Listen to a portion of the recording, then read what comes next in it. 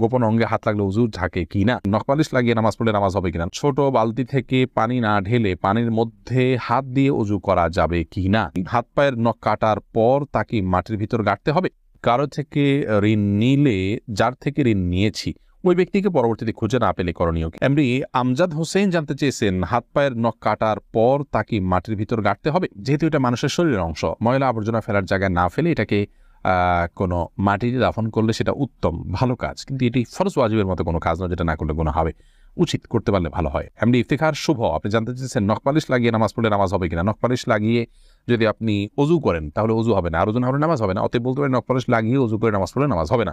কিন্তু যদি ওযু অবস্থায় নখ পালিশ লাগিয়ে আপনি নামাজ পড়েন ওযু অবস্থায়, তাহলে ওই নামাজটা হবে। পরবর্তীতে আবার যখন নামাজের সময় হবে বা ওযু ভাঙবে তখন আপনাকে নখ পালিশ রিমুভ করে তারপর ওযু করতে হবে, অন্যথায় এটি জায়েজ হবে না। মা বোনরা মাসিকের দিনগুলোতে নেল পালিশ ইউজ করতে পারেন, কোনো অসুবিধা নেই, যেহেতু তখন নামাজের অপশন তাদের নাই। কিন্তু পরবর্তীতে আবার নামাজ যখন শুরু হবে তার আগে তাদেরকে সেটি রিমুভ করে নিয়ে তারপর ওযু করে নামাজ পড়তে হবে। এস আলম আপনি আইডি থেকে জানতে চেয়েছেন গোপন অঙ্গে হাত লাগলে ওযু ঝাঁকে কিনা। আমাদের দেশের উলামায়ে কেরামের মতে, বাহানাই মতে উলামায়ে কেরামের মতে গোপন অঙ্গে হাত লাগলে ওযু ভাঙবে না, তবে আরবিয়ান স্কলাররা সৌদির উলামায়ে কেরাম তাদের মতে গোপন অঙ্গে হাত লাগলে ওযু ভেঙে যাবে, যেহেতু আপনার একটা হাদিস রয়েছে যে মান মাসসা যাকারাহু ফালিয়াতাওয়াদ্দা, এজন্য তারা হাত লাগলে বলতে কাপড়ের উপর দিয়ে নয়, সরাসরি যদি কেউ গোপন স্পর্শ করে তারা ওটাকে ওযু ভঙ্গের কারণ হিসাবে উল্লেখ করেন। অতএব সেই জায়গা থেকে এটা ওযু ভঙ্গের কারণ তাদের মতে, আমাদের উলামায়ে মতে এটি ওযু ভঙ্গের কারণ না।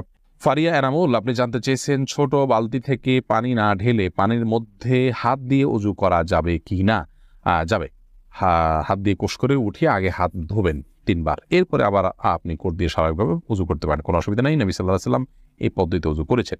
কারজাই এর দিকে আপনি জানতে চেয়েছেন কারো থেকে ঋণ নিলে যার থেকে ঋণ নিয়েছি ওই ব্যক্তিকে পরবর্তীতে খুঁজে না পেলে করণীয় কি? যদি কোনোভাবে খুঁজে পাওয়া না যায় এবং আশাও ছেড়ে দেন তাহলে সেক্ষেত্রে সেই ঋণের টাকা আপনি যে কোনো গরিব মানুষকে, অসহায় মানুষকে আপনি দান করে দিবেন বা কল্যাণমূলক কাজে দান করে দিবেন ওই ব্যক্তির তরফ থেকে, প্রাপকের তরফ থেকে, তাই আপনি দায়মুক্ত হবেন ইনশাআল্লাহ।